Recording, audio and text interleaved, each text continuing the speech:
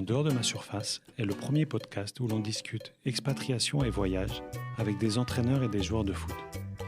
Nos invités sont partis exercer leur métier à l'autre bout du monde, parfois dans des pays hors du commun. Ils sont vraiment sortis de leur zone de confort. Aujourd'hui, ils nous racontent en quoi ces aventures ont été des tournants dans leur vie comme dans leur carrière. Partons ensemble à la découverte de nouvelles cultures, de rencontres, d'expériences de vie autour de ce langage universel qu'est le football. Je suis Hugo Sanudo, spécialisé dans le football à l'international, et je suis ravi de vous accueillir dans ce podcast. Dans cet épisode, j'ai la chance de recevoir Florent Dabadi. Il est possible que son nom vous soit familier, car son père n'est autre que le célèbre scénariste et parolier qui nous a récemment quittés, Jean-Loup Dabadi. Florent, lui, est un journaliste sportif. Il vit et exerce depuis plus de 20 ans au Japon, où il est très reconnu. Sa médiatisation a démarré alors qu'il formait un duo avec Philippe Troussier, alors sélectionneur du Japon. En tant qu'interprète, il l'a accompagné dans des moments forts, comme la Coupe du Monde en 2002.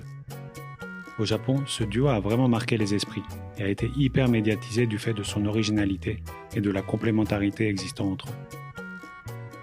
Aujourd'hui, véritable expert du Japon, que ce soit au sujet du foot ou de la culture, Florent est identifié comme le VRP pour tout entraîneur français venant exercer au Japon, comme récemment Eric Momberts, Vahid Halilhodžić ou même Arsène Wenger lors d'une récente tournée au Japon.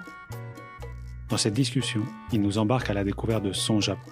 Il trouve les bons mots pour expliquer le fonctionnement du foot, nous livre de nombreuses anecdotes et même quelques tips pour être apprécié des Japonais. Bonne écoute. Bonjour Florent, comment vas-tu ? Salut Hugo, ça va et toi ? Ouais, ça va, merci. Ça fait plaisir de t'avoir aujourd'hui, qu'on ait un peu de temps pour discuter. Surtout que tu es à Paris en ce moment, mais demain tu retournes au Japon. Voilà, j'habite au Japon depuis 22 ans, mais je suis un grand fan de ton podcast. Ah, c'est gentil, ça me fait plaisir. Est-ce que tu peux commencer par te décrire un petit peu ? Ouais, je suis parisien. J'ai fait des études jusqu'à mon bac classique et ensuite j'ai étudié à l'INALCO, à l'Institut des langues orientales en japonais. Ça s'est passé très bien. J'étais pas bon à l'école, mais j'étais bon en université. Donc, comme quoi, il peut y avoir des bonnes prolongations. Et Première leçon du podcast. Ouais, c'est ça, c'est ça. Et donc, j'ai étudié le japonais. J'ai réussi à avoir la bourse gouvernementale pour partir au Japon. Pardon, pourquoi tu as voulu étudier le japonais ? Écoute, oui, c'est une question qu'on me pose tout le temps, mais j'ai pas vraiment de réponse. J'étais bon en langue, j'aimais les cultures différentes, mes parents m'avaient fait voyager. J'avais envie un petit peu de m'échapper et je m'imaginais, même si c'était pas forcément réalisable, travailler à l'étranger. Alors ça aurait pu être en Amérique du Sud, en Amérique, mais je voulais essayer l'Asie et je voulais surtout une langue un peu difficile pour qu'il y ait moins de concurrence. Que je me disais, si j'apprends l'espagnol, l'italien, l'anglais, comme à l'école, j'aurais trop de gens comme toi qui sont bilingues, avec trop de rivaux. Je me suis dit, peut-être que je vais peut-être pas prendre le tibétain, mais peut-être que si je prends le japonais et ça marche, j'aurai du boulot. Donc c'est pas vraiment par hasard, c'est un calcul mathématique que tu as fait. Tu as fait ton fichier Excel et c'est le Japon qui est sorti. Exactement. Et donc, ça a bien marché. Je suis tout de suite devenu assez bon à l'oral. J'avais pas trop de problèmes avec les idéogrammes non plus. Et j'ai eu la bourse. Je suis parti au Japon. Ça, c'était en 1996. J'ai beaucoup aimé le Japon, tout de suite. Et je me suis dit, je veux y travailler. Ok. Mais tu savais pas combien de temps t'allais rester ? Non, je savais pas du tout. Je savais même pas quel boulot ni rien. J'ai un petit peu cherché. J'ai trouvé une maison d'édition, Hachette, qui commençait des magazines au Japon. Et j'ai eu un entretien et ils m'ont pris comme coordinateur entre la France et le Japon pour les magazines Elle Déco, Première et tout ça. Et voilà, donc j'ai eu mon premier contrat, mon premier CDI. Dans le monde de l'édition à Tokyo. J'étais comme un poisson dans l'eau, j'étais super content d'y vivre. Mais comme tu me l'as dit, même ça, je me disais, je sais pas, peut-être 2 ans, 3 ans, j'avais aucune idée. On ne sait jamais. Et après, je te laisse continuer. Ouais, enfin, après, c'est vraiment incroyable. J'ai eu un ami japonais qui m'a dit, Philippe Troussier, le coach de l'Afrique du Sud, après la Coupe du Monde 98, a été engagé par le Japon. C'est notre premier coach français. Sauf qu'il est là depuis un mois, il a utilisé différents interprètes, mais voilà, ils n'en trouvent pas un qui vraiment puisse rester avec lui tout le temps. Moi, je ne connaissais pas trop le personnage, donc je ne pouvais pas dire pourquoi. mais il me dit, bah voilà, tente ta chance. Et donc, j'ai envoyé mon CV à la Fédé japonaise, et puis ils m'ont tout de suite dit, viens pour un entretien, et j'y suis allé. C'est grâce à ton premier calcul où tu disais la concurrence. Exactement, il n'y avait pas de Français. Alors, il y avait sûrement des Français brillants, interprètes franco-japonais, mais de Français interprètes dont la spécialité c'était le sport. Alors, bon, moi, j'étais pas vraiment interprète, mais le sport, depuis que je suis tout petit, moi, mon grand-père a fondé le PSG en 1970, Pierre-Étienne Guyot, il était président ensuite du PFC pendant longtemps. J'ai lu, c'était le premier président du PSG. C'était le premier président, avant Daniel Echter et tout ça. Donc, c'était le président du PFC du Red Star, et il voulait former un gros club, c'est un peu une utopie, mais tout PFC, Red Star, tout le monde serait ensemble pour un pari, et ils ont eu ce projet du Paris Saint-Germain. Voilà. Ensuite, moi, dans les années 80, mon père était super pote avec Jean-Luc Lagardère, donc on était abonnés au Matra Racing, mais on allait dans les vestiaires. Mon idole, c'était comme Zidane, c'était Enzo Francescoli, enfin voilà, que j'avais quand même. J'étais pas dans le monde du sport, et je jouais au foot, mais j'ai jamais eu un bon niveau. Mais j'adorais le foot plus que tout, donc c'est sûr. Et alors, en fait, pour répondre à ta question. Quand j'ai commencé à apprendre le japonais, je jouais bien sûr aux jeux vidéo. J'étais pas trop manga, mais j'étais jeux vidéo. Et j'adorais les jeux vidéo de foot. Et donc, je jouais toute la journée, n'en déplaise à mes parents, à des jeux vidéo de J-League, le championnat japonais. Ce qui fait que quand je suis arrivé à cet entretien, je connaissais tous les joueurs japonais sur le bout des doigts. Ouais. Et le mec de la Fédé a été bluffé. Il me dit, mais j'ai dit, le joueur d'Hiroshima, là, le défenseur, oui, le numéro 5. Celui qui a un bon speed. Ouais, c'est ça. Ouais. Il a 96 en shoot. Tu vois, je voulais faire un peu de bluff, mais le mec, il se disait, mais c'est qui cette espèce d'extraterrestre? C'est là où il n'y en avait pas deux. Voilà. À ce moment-là. Ouais, il n'y en avait pas deux. Et donc, je pense que c'est comme ça que j'ai eu le job. Et là, l'aventure a commencé. L'aventure. Voilà, une aventure, comme je te disais juste avant qu'on commence à enregistrer, une aventure entre Troussier et son interprète, donc toi, qui est un peu resté mythique. Non, tous les footeux, on connaît cette histoire ici en France et au Japon aussi. Ouais. Je ne sais pas trop pourquoi. Parce que d'abord, Coupe du Monde à domicile, la première en Asie, où le Japon, pour la première fois, s'est qualifié. Un engouement incroyable, des images de liesse. Donc ça, c'est le résultat, mais aussi Philippe, qui est devenu une superstar au Japon, qui l'est toujours, un héros, et qui avait un caractère bien trempé. Donc, on en parlait de lui de la même façon que... c'est ces entraîneurs africains, les Hervé Renard, les Bruno Metsu, ça commençait... Enfin, bien sûr, il y avait eu Claude Leroy et Guillou, Jean-Marc Guillou et tout ça, mais enfin, là, c'était vraiment les jeunes entraîneurs africains, pleins de charisme, sortis de l'INF, comme La Fleuriel et tout ça. Et surtout, je pense que notre médiatisation en France, c'est qu'avant cette Coupe du Monde, on a joué 3 fois l'équipe de France championne du monde. En plus, okay. Au tournoi à Sando au Maroc, on l'a joué à la Coupe des Confédérations à Yokohama. Et donc, à chaque fois, Thierry Roland et Jean-Michel Larquet, Thierry Roland, qui était un ami de mon père, me disait « Et le petit qui est assis à côté de Philippe Troussier, le fils de Jean-Loup Dabadi, on le salue bien. » Donc voilà, c'est pour ça qu'il...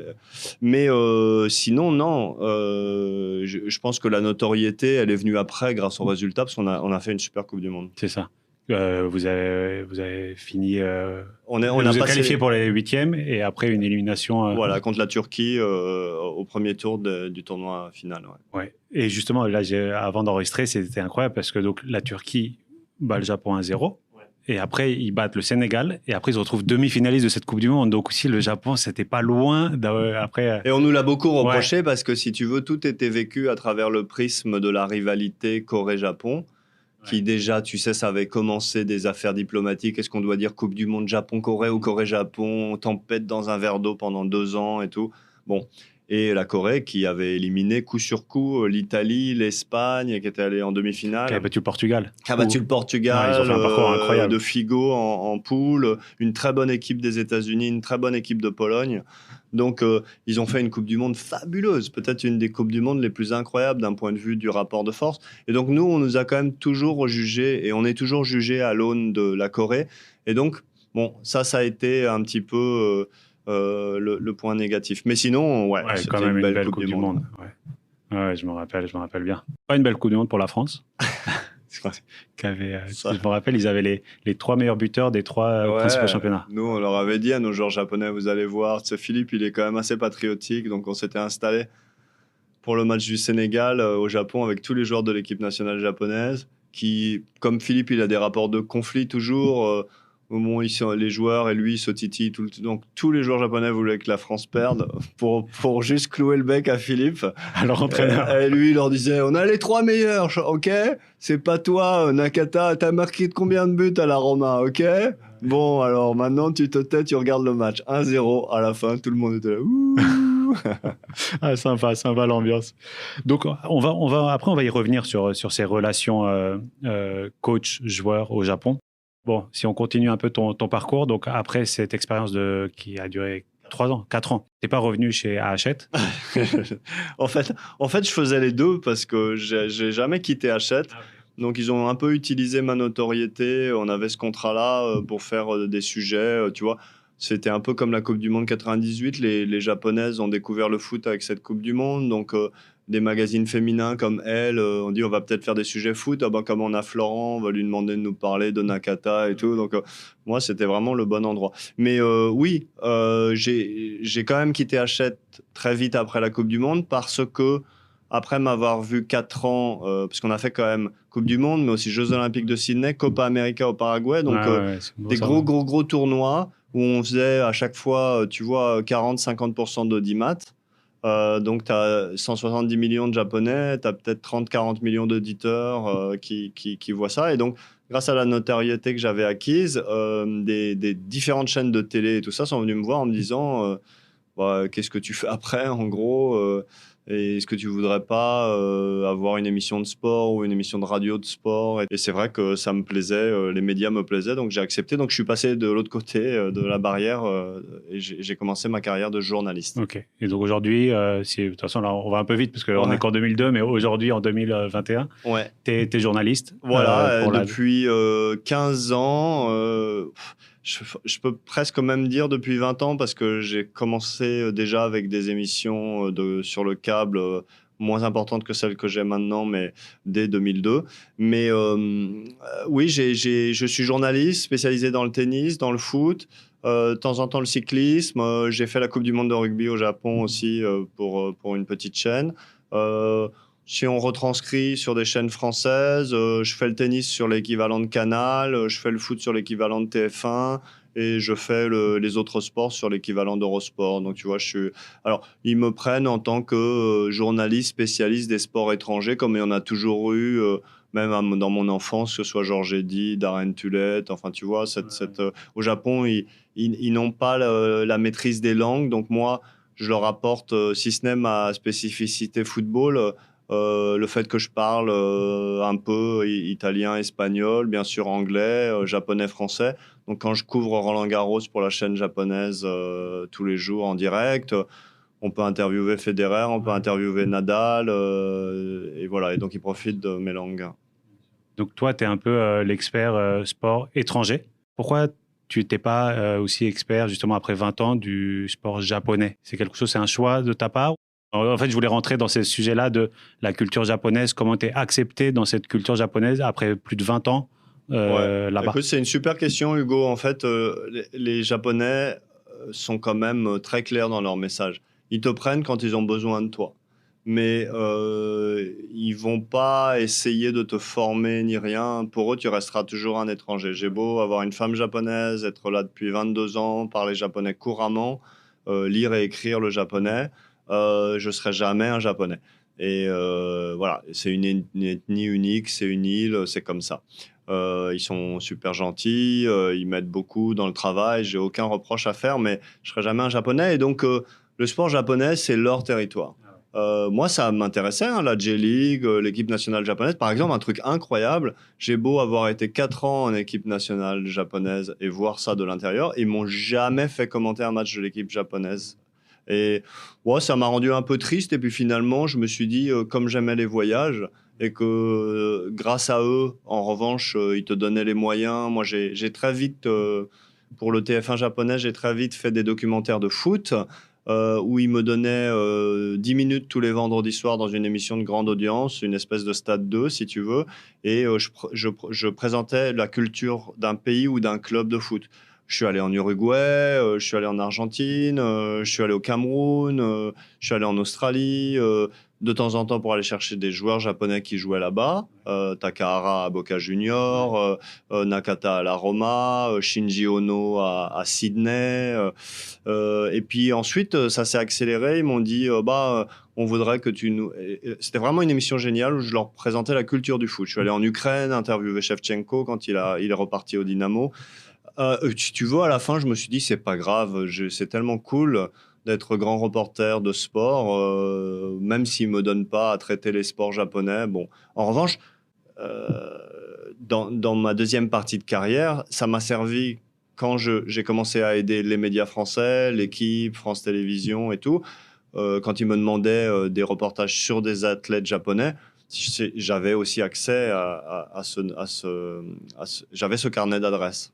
On peut dire que tu es un peu je sais pas si tu vas aimer, mais un peu une plaque tournante du sport, de cette relation France-Japon dans le monde du sport. Oui, d'autant plus que je l'ai fait même VRP, à un niveau institutionnel, puisque pendant 3 ans, je me suis occupé de la FFT au Japon, donc un tournoi de Roland-Garros junior qui était à Tokyo.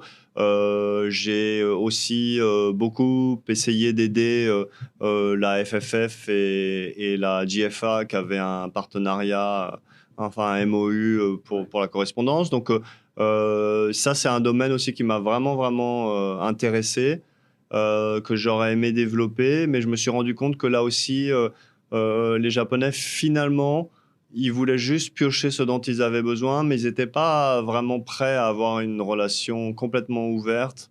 Et c'était souvent ponctuel par rapport à un événement qui allait venir et tout. Donc, bon, c'est pas encore fini, mais je pense que il y a encore beaucoup, beaucoup de choses à faire pour que le Japon s'ouvre à l'étranger. Ouais.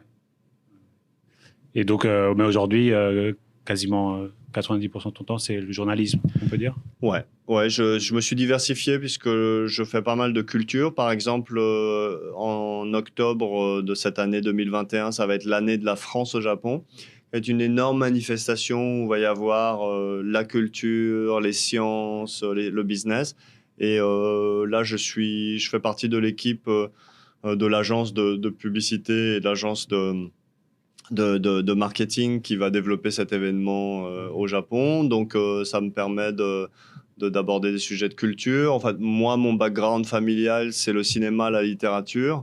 Le sport, c'est vraiment ma passion d'enfance. Mais j'ai aussi un beau carnet d'adresses dans ces mondes-là. Donc, je suis content à ce moment de ma vie de pouvoir basculer aussi sur la culture. Bon, c'est génial, les perspectives. Et si on revient dans le sport, un petit mot sur, même si c'est pas le sujet, mais sur les JO, donc qui doivent avoir lieu cet été. Oui. T'en penses quoi? Bah écoute, on est quoi là? On est le 5 mars.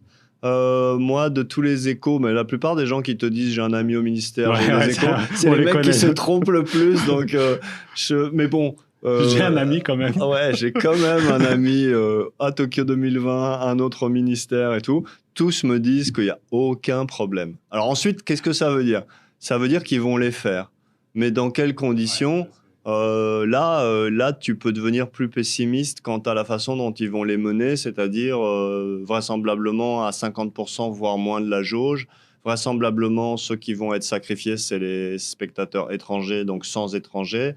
Et avant de revenir sur le foot, tu peux nous décrire un peu où est-ce que tu vis et un peu nous faire, si on ferme les yeux, imaginer un peu ton Tokyo. Comment vous parlez de Tokyo? C'est une très belle ville, surtout en ce moment. On va arriver à l'époque des cerisiers en fleurs, qui est une époque qui dure à peine 10 jours et qui, pour le Japon, est féerique et qui qui est le symbole de l'éphémère, parce que comme vous savez, le Japon est un pays de tremblements de terre, de typhons, de raz-de-marée. Donc les Japonais sont jamais inscrits dans la durée. C'est pour ça qu'ils ne construisent pas dans la pierre, qu'il n'y a pas de château vraiment solide, parce qu'ils savent qu'à n'importe quel moment de leur vie, tout peut être chamboulé. Et donc, les cerisiers, c'est la période de voilà, le temps qui passe. C'est un peu à la recherche du temps perdu, mais ils sont tous sous un arbre et ils racontent l'année, ils parlent un petit peu du futur. Donc moi, je suis dans cette ville éphémère de Tokyo qui change tout le temps pour cette raison aussi. Donc, tu n'as pas des grands projets immobiliers. Donc, du jour au lendemain, mon voisin, ça peut devenir un magasin, puis le lendemain un parking, truc. C'est ça. Donc, il n'y a pas, comme ici, se dire je vais investir dans la pierre Ah non.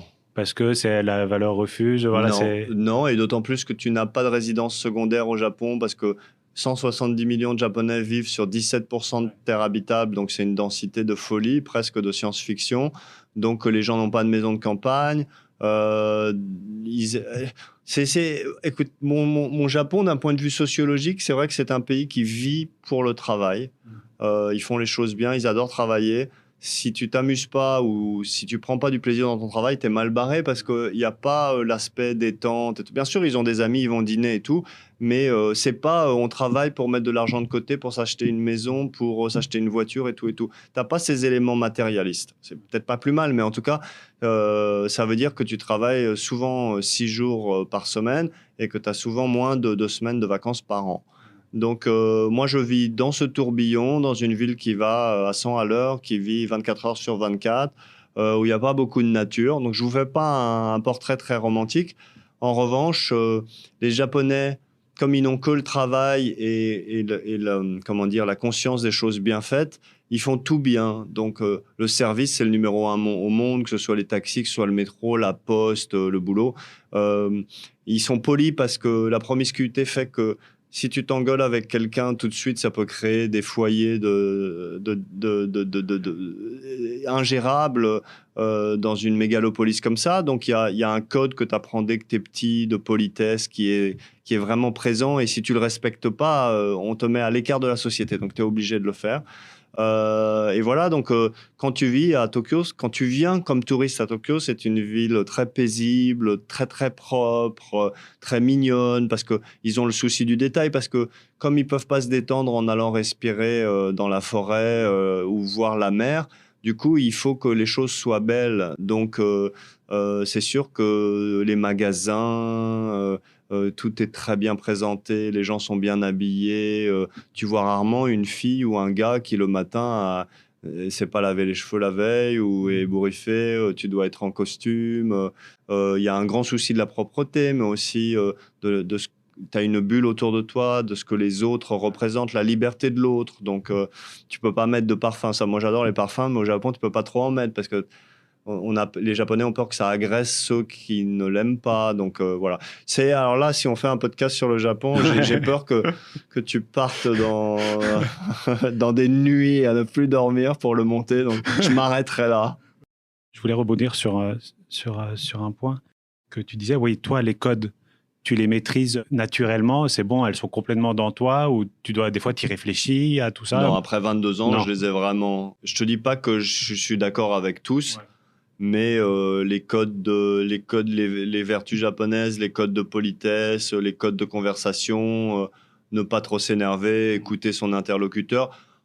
Et puis finalement, c'est quand même des codes de bon sens. Alors, peut-être fois, c'est un petit peu frustrant parce que tu as l'impression de perdre du temps ou de tourner en rond. Mais fondamentalement, c'est quand même des codes humains de respect de l'autre. Donc, bon, j'ai pas à me forcer pour les suivre.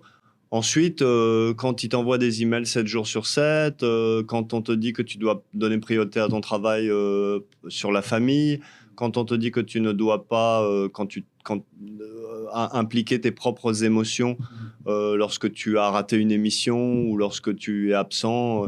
C'est vrai que là, tu te fais violence sur un naturel latin qui n'est pas le nôtre. Donc, de temps en temps, tu as ce stress qui se monte en toi et tu te dis comment est-ce que je vais l'évacuer. Mais bon, tu t'y fais à un moment. Mais c'est pas pour ça que je suis complètement tatamisé en kimono tous les jours et je reste complètement parisien. Et tu vois, on va toujours jongler entre ces aspects-là et le sport.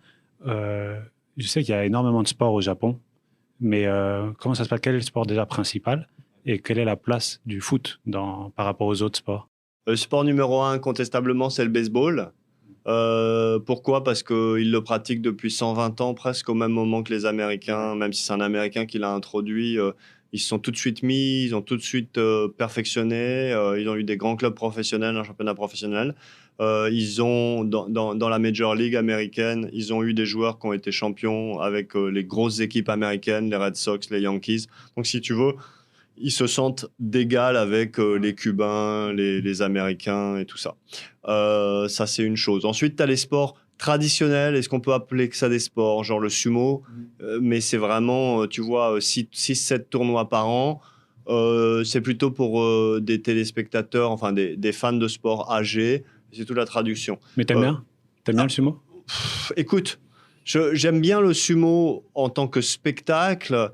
Maintenant, c'est vraiment un monde archaïque avec des méthodes d'entraînement qui peuvent être limites d'un point de vue déontologique que j'ai vu. Voilà. Donc, disons que j'ai pas trop envie de voir ce qui se passe dans les étables. Tu vois, ils appellent ça les étables. Donc, c'est pour te dire, les joueurs, c'est des chevaux. Donc, voilà. De toute façon, comme on disait tout à l'heure, ils vont pas te demander de commenter un non, combat de non. sumo. C'est peut-être sur Eurosport, mais pas sur la télé japonaise. Et ensuite, tu as le foot qui est apparu tardivement par un championnat non professionnel dans les années 80, qui est un championnat d'entreprise classique chez les Japonais. Souvent, c'est les entreprises qui mettent ça. Le championnat de rugby qui va devenir professionnel pendant des années, c'était aussi les entreprises. Baseball, ça a été aussi à un moment. Et en 1993, ils ont créé le championnat professionnel, la Japan League, la J-League, feu d'artifice de superstars, on s'en souviendra, Stojkovic, Ramon Diaz, Gary Lineker, Toto Schillaci, Carreca et tout ça. Un peu comme a fait l'Inde au début, il n'y a pas très longtemps, quand ils ont lancé leur championnat. Et la première année, il y avait tous les anciennes gloires. Les Japonais, ils l'ont fait sur 10 ans. Ouais, ok. Avant que le soufflet tombe. Donc voilà, ça c'est ce qui a permis de créer toute la génération de jeunes qui ont joué la Coupe du Monde 2002. Les Nakamura de Celtic, les Nakata de la Roma et tout ça. Et ils ont été élevés, ils étaient juniors ou ils passaient premier professionnel aux côtés de Schillaci, Massaro, Ramon Diaz et tout ça. Ils avaient aussi ramené des bons formateurs, justement? Ils avaient des bons formateurs, ils avaient des super entraîneurs à l'époque, dont Arsène Wenger, qui est resté une superstar au Japon. Mais ouais, ils avaient Felipe Scolari, ils avaient tous les plus grands entraîneurs du monde qui étaient venus. Bon, alors ensuite, il y a eu beaucoup de problèmes parce que après la Coupe du Monde, les Japonais ont vu que c'était pas si facile, mais le peuple japonais qui connaissait pas le foot se disait « Oh, ça y est, on est déjà là ». Puis en fait, ils ont perdu au premier tour de la Coupe du Monde 2006, puis ils ont commencé à perdre plein de matchs, puis ils ont même eu du mal. Donc les Japonais n'ont pas compris, les fans de foot se sont dit « Oh là là, bah, finalement, on n'est peut-être pas si doué que ça ». Et ils n'ont pas compris que c'est une courbe qui va crescendo, mais avec des hauts et des bas, mais il faut être super patient et voilà. Et du coup, et le Japon surtout était déjà en crise économique depuis le début des années 90.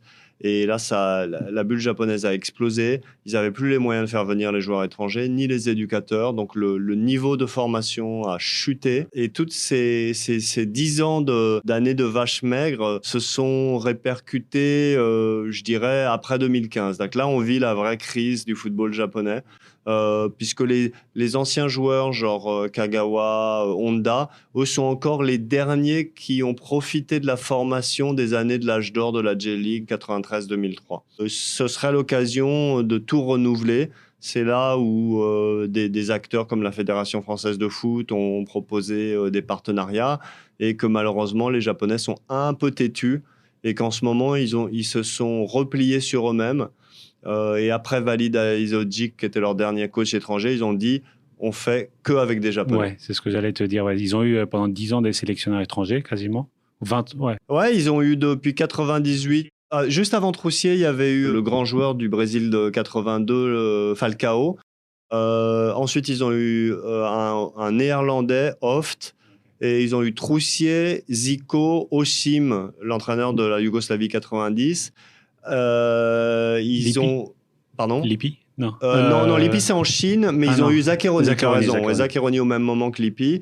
Donc, ils ont eu Zaccheroni et Vaïd. Et là, ils se sont dit, OK, en plus, c'était que des caractères bien trempés. Zaccheroni un peu plus sage, mais enfin quand même très très rigide, rigoureux à l'italienne.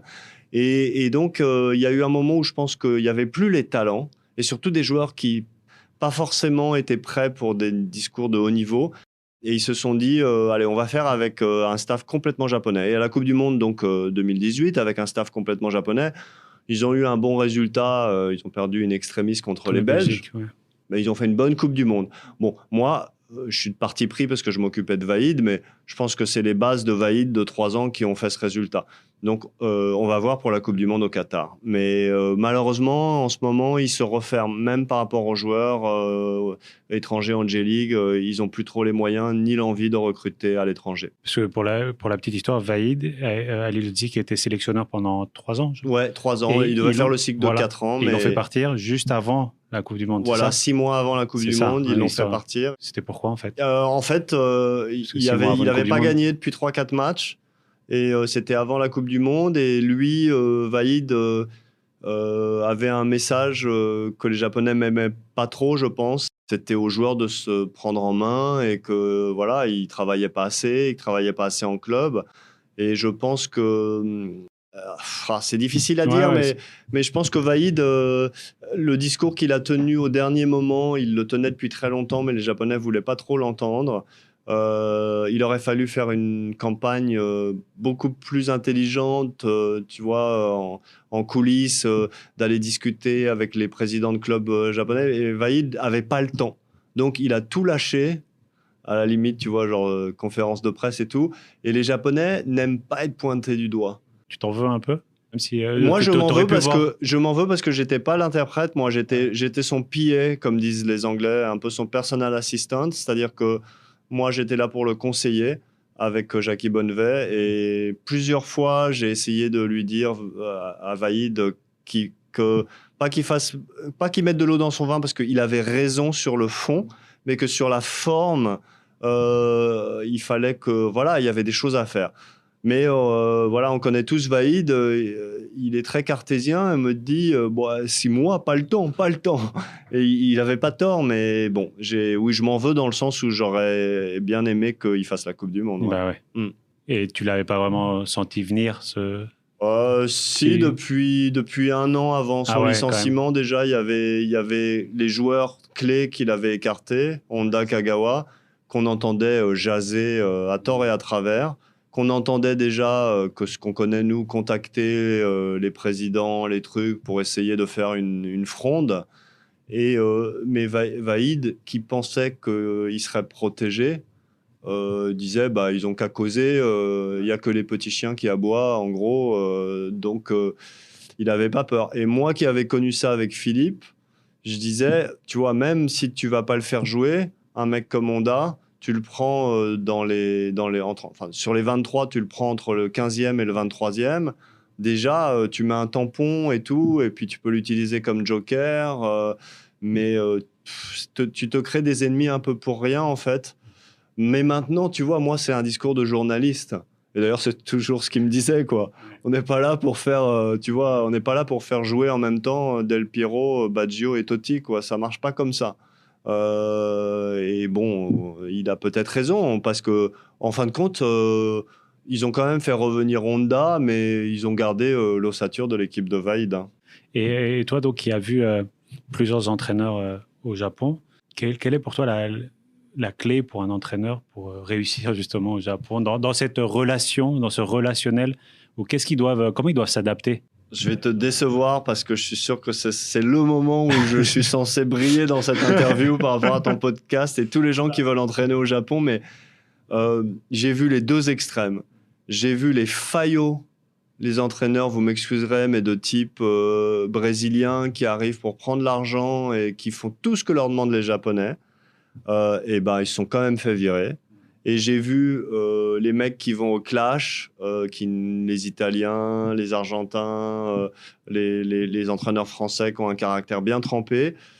Et c'est pas pour ça que... je pense que les deux méthodes marchent, mais je pense qu'il faut rester sincère et montrer qu'on veut faire progresser le Japon. Déjà, si tu penses à ton palmarès ou si tu viens en leur demandant combien je vais toucher, t'es mort, parce que les Japonais, c'est pas la poule aux œufs d'or, ils ont plus autant d'argent qu'on ne le pense, c'est pas la Chine. Et moi, souvent, après Philippe Troussier et entre mon expérience avec Vaïd, j'ai eu des agents ou des joueurs qui me disaient on veut jouer au Japon, on veut jouer au Japon. J'ai vraiment eu tous les genres de joueurs et d'agents. Et je peux le citer parce que ça s'est très bien passé, mais j'ai eu Djibril Cissé et son agent qui, après Bastia, m'ont dit oh, c'est le rêve de Djibril de jouer 1 an au Japon, il adore Tokyo. Et bon. Alors, moi, je leur ai dit tout de suite écoutez, si vous pensez que c'est les salaires de la J-League des années 90, vous vous trompez. Moi, je pense qu'ils me disent mais combien en gros? Je dis même pas la moitié d'un salaire de D1, enfin de Ligue 1. Et il était à Bastia. Et là, Djibril a été super. Il a dit moi, 50%, ça marche.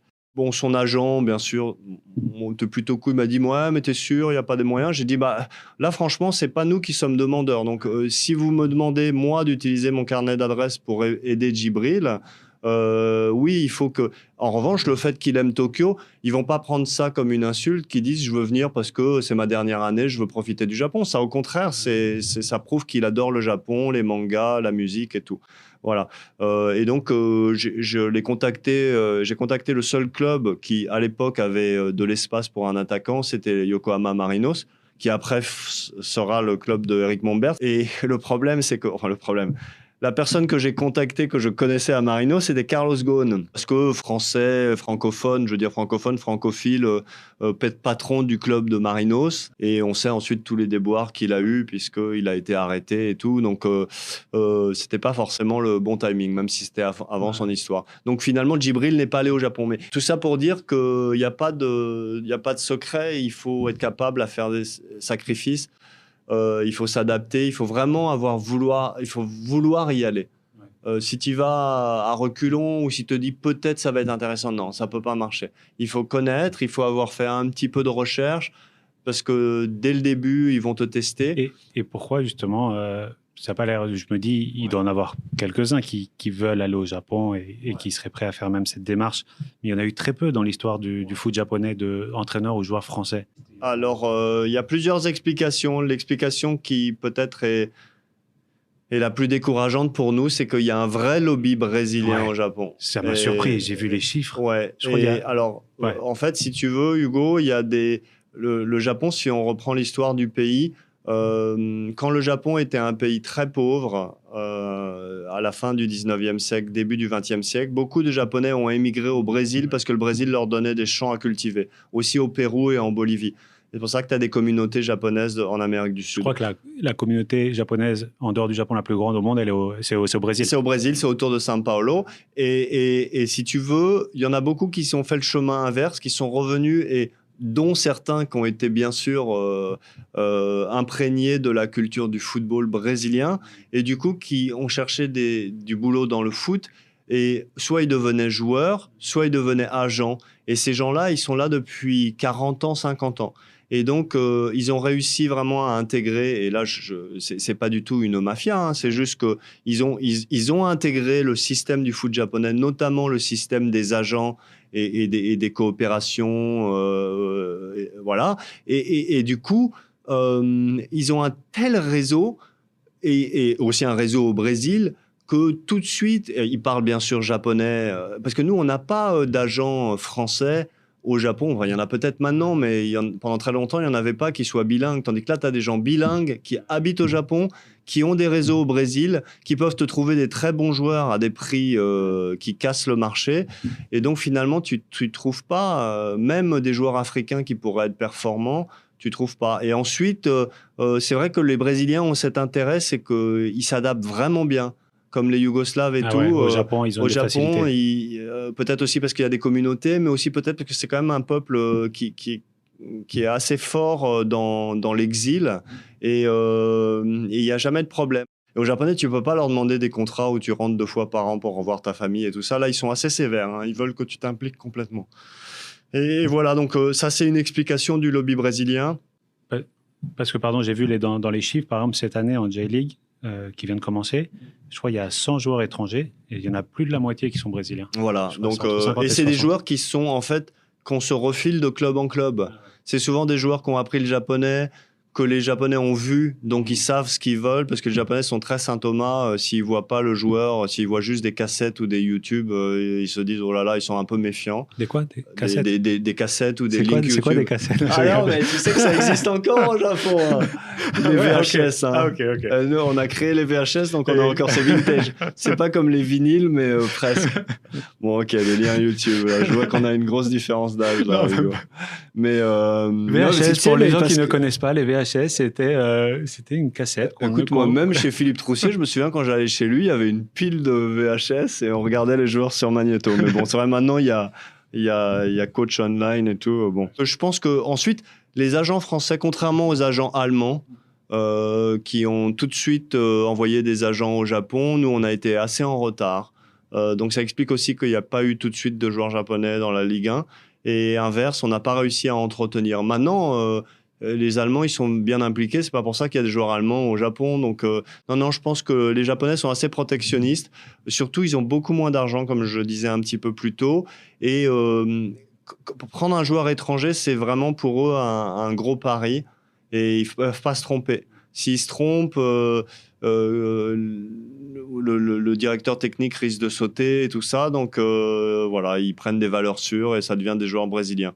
Les seuls clubs ou dirigeants qui vont prendre des risques, c'est des gens qui sont en dehors du lobby brésilien, comme l'équipe de Vissel Kobe, dirigée par le fameux sponsor Rakuten, dont le grand président, M. Mikitani, est un peu un Bill Gates et il décide tout comme ça, un claquement de doigts. Et lui, il a dit, voilà, nous, notre stratégie, c'est de sponsoriser Barcelone et d'être sur leur maillot. Pour faire ça, pour pas que les gens de Barcelone nous voient venir en disant qui sont ces Japonais, on va d'abord recruter Villa, Iniesta et tout, pour montrer aux Espagnols qu'on monte une équipe espagnole au Japon, et ça facilitera non seulement le sponsoring, mais ensuite, maintenant, c'est une entreprise japonaise qui construit le nouveau Nou Camp aussi. Donc, ils sont vraiment partout à Barcelone.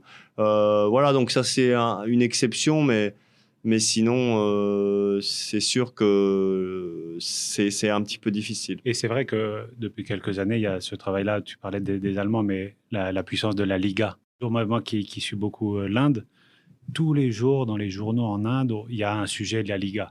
Donc c'est ça, c'est le travail. Ouais. Il y a un travail il y a un travail de préparation, c'est vrai, tu as raison de le souligner. On mésestime les Espagnols dans leur qualité justement là, de marketing. On pense toujours aux Anglais et aux tournées des clubs anglais, mais en fait, non, la Liga, ils sont incroyables. Justement, même avec le Japon, la Liga, je sais qu'il y a beaucoup de joueurs japonais en Espagne et des joueuses. Aussi, il y a énormément de joueuses japonaises en Espagne et c'est comme ça, ils commencent à faire... Ça, je ne savais pas, mais ouais, ça ne m'étonne pas. Ouais. Ils commencent à faire ça et petit à petit, ça prend. Et il y a des entraîneurs espagnols en J-League en ce moment. Je crois qu'il y en a 2 ou 3. Il y a des joueurs. Et non, c'est un gros investissement parce qu'il doit y avoir pas mal de personnes dans un bureau à Tokyo. Mais là, tu parlais de football féminin. Je crois que c'est drôle que tu parles de ça, Hugo, parce que je pense que justement, nous, on doit avoir une vision beaucoup plus inclusive et se dire que si on n'arrive pas à faire rentrer des joueurs ou des entraîneurs dans le marché japonais hommes, il y a peut-être des trucs à faire avec le championnat japonais femmes. On a des grands coachs de football féminin, même spécialisés football féminin.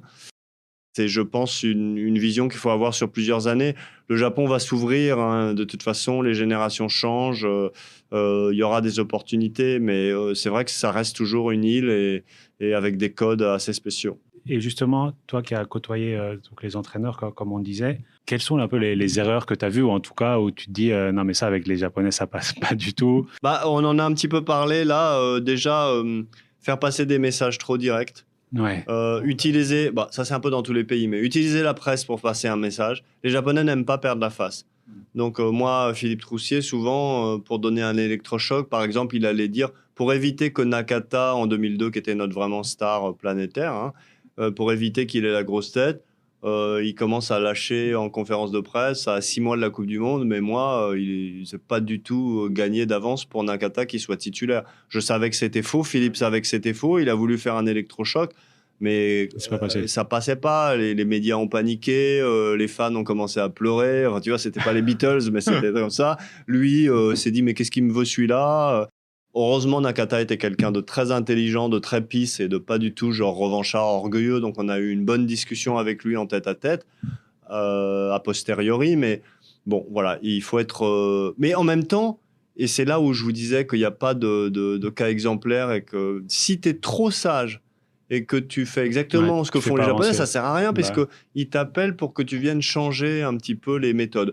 Moi, je pense que des personnes qui viennent avec des méthodes mais un caractère trempé, Zaccheroni, Eric Momberts, Arsène Wenger, ça peut vraiment marcher. Ensuite, les Japonais, quand même, on ne peut pas les sous-estimer en culture du foot. C'est pas parce qu'ils n'ont pas de Champions League et tout ça, c'est quand même des types qui apprennent super vite surtout, qui sont, même les médias japonais sont super à la pointe, donc tu peux pas leur faire de la tchatch et tout ça, ça va pas marcher. Il faut vraiment que tu apportes une expertise. Alors, tu vois, Benitez, c'est un fou des stats et il fait que ses trucs sur les ordinateurs.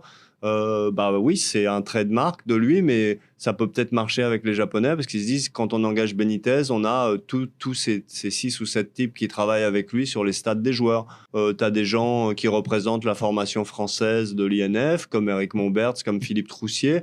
Ils n'ont pas pris Philippe Troussier parce que c'était une grande gueule, ils ont pris parce que c'était le fleuron de la formation de la FFF, de l'INF, et qu'il arrivait avec un bagage où il avait autant de connaissances en tactique qu'en kinésithérapie, quand tu vois, c'était vraiment là, la France, on fait les choses bien. Tu dois arriver avec une spécialité et puis ensuite, tu dois faire une présentation en fait, c'est-à-dire tu dois avoir étudié le dossier. Aujourd'hui, il faut peut-être que tu prennes quelqu'un en amont qui va t'étudier le marché parce que tu peux pas faire d'erreur dans ta communication. Donc ça, c'est ce que tu me demandais. Tu dois connaître un petit peu les joueurs. Il y a un gros travail de recherche à faire sur l'équipe, mais encore plus que dans les autres pays, parce que si tu veux, comme tu vas avoir un interprète, tu ne seras pas sûr de ce qu'il va dire complètement, donc il faut vraiment que tu sois préparé. Et donc, je terminerai par dire que l'élément le plus important, c'est est-ce que tu es quelqu'un qui peut ou veut travailler avec un interprète? Et c'est moi, j'avais demandé à Didier Deschamps quand il était entraîneur de l'OM, j'ai dit Didier, c'était à l'époque où on ne savait pas qu'il allait devenir. J'ai dit Didier, venez au Japon, moi je vous présente l'équipe nationale et tout. Il m'a dit oh là là, jamais je travaillerai avec un interprète. Bon, bah, c'était clair. Tu vois, lui, il fait pas confiance aux interprètes, à tort ou à raison. Mais si t'es pas bon avec l'interprète, si tu sais pas comment travailler avec un interprète, t'es mal. bah ouais, il faut qu'il y ait une relation de confiance et tu sais que ton message, il va se perdre un petit peu. Donc, il faut l'adapter, mais il y a tout un travail à faire en amont qui est. Exactement. Est-ce que justement, un Troussier ou Ali Ludzik ou même Eric Momberts, est-ce qu'ils étudiaient cette problématique-là? Est-ce qu'ils analysaient en amont pour dire mon message, je vais le dire un peu différemment? Ouais. Avec Philippe, on faisait des répétitions avant les causeries d'avant-match. On passait 1 ou 2 heures dans sa chambre. Il me disait voilà, moi j'ai ces éléments Il de parlait langage. d'idées, voir comment. Voilà, moi je pense le présenter comme ça. Ensuite, il me faisait comme un artiste avant d'être sur la scène de l'Olympia. Il partait, il me disait ça. Moi, je l'arrêtais, je lui disais écoute, peut-être pas ça, plutôt comme ça et tout. Donc nous, c'est pour ça en fait, on avait même nos marionnettes, genre Guignol de l'info et tout ça, mais parce que on était un duo où c'était presque un show, tu vois. On savait où on allait. De temps en temps, même comme je savais ce qu'il allait dire, je parlais avant qu'il parlait. Donc les joueurs, ils se disaient oh là, c'est pas normal qu'il a encore rien dit. Et Florent, toi, tu parles déjà.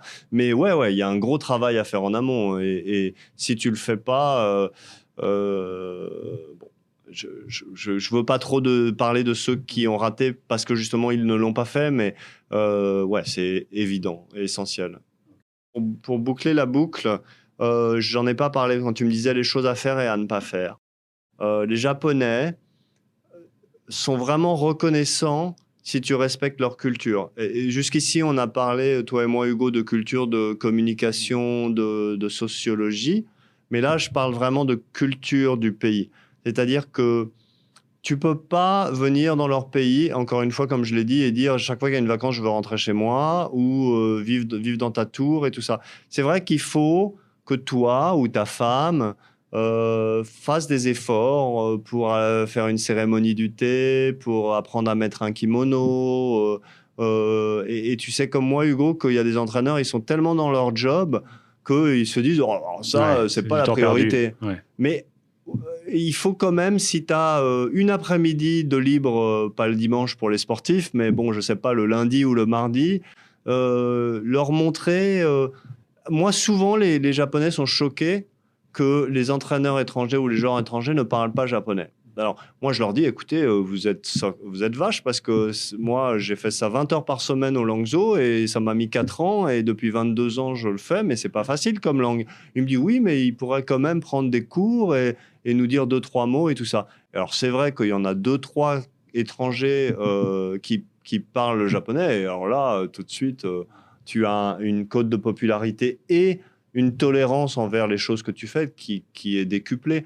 Donc voilà, moi je sais qu'avec Philippe Troussier, il adorait les antiquités, donc il allait chiner des petits meubles, des statues de Bouddha, et ça. Il adorait les sources thermales, donc on a eu la chance, ça nous a beaucoup servi, on avait une chaîne de télé qui avait créé les aventures de Philippe Troussier. On s'était fait super engueuler par la fédération parce qu'eux pensaient qu'un entraîneur national devait garder, tu sais, la dignité. Et nous c'était Philippe Troussier visite le Japon. Comme une télé-réalité. Une télé-réalité qu'on avait, c'était en 2000 et 2001. Et donc, on allait au Mont Fuji, on est monté au Mont Fuji, on a fait Kampai avec le saké, on l'a bu au sommet. On allait voir des geishas, discussions. On a Philippe dans sa vie quotidienne à Tokyo, en train de chercher des antiquités, en train de manger des nouilles, des soba. Ah, c'était génial. Ouais. Alors là, tout de suite, mais alors lui, d'un point de vue marketing, ça a boosté son image. Et c'est vrai que la Fédé n'était pas contente, mais c'était quelque chose à faire. Voilà, donc je pense que c'est un pays tellement incroyable. C'est quand même un beau pays, une culture aux antipodes de la culture latine, mais où tu as tellement de découvertes que si tu n'y vas pas, toi et ta famille, pour découvrir quelque chose, c'est un petit peu dommage. Donc, j'encourage les entraîneurs de foot, quand ils préparent un entretien pour un club japonais, de lire un petit peu soit un roman de Mishima, soit un petit guide voyage au Japon. Ou d'écouter ce podcast. Bon, qu'est-ce que je peux te souhaiter pour la suite de tes aventures japonaises ? Écoute, tu peux me souhaiter que dans ma carrière au Japon, j'ai l'occasion de recroiser un entraîneur ou un joueur français, parce que c'est vrai qu'il y en a un tous les 5-6 ans et que c'est pas assez. Donc je peux me souhaiter de travailler avec la FFF dans le futur. Ok, génial, je te le souhaite en tout cas alors. Bon retour demain à Tokyo et à très bientôt. Ouais, merci Hugo. Beaucoup. Merci à toi. Je me suis senti hyper privilégié d'avoir eu ce moment d'échange avec Florent. Notre discussion m'a appris beaucoup de choses sur le Japon, les Japonais et le foot qui s'y joue. Merci beaucoup Florent pour ce moment de partage. Le foot français a vraiment de la chance d'avoir quelqu'un comme toi là-bas. Voilà, vous venez d'écouter le 9e épisode de En dehors de ma surface. J'espère que vous avez aimé. Et si c'est le cas, n'hésitez pas à en parler autour de vous et à mettre 5 étoiles sur Apple Podcast. À bientôt.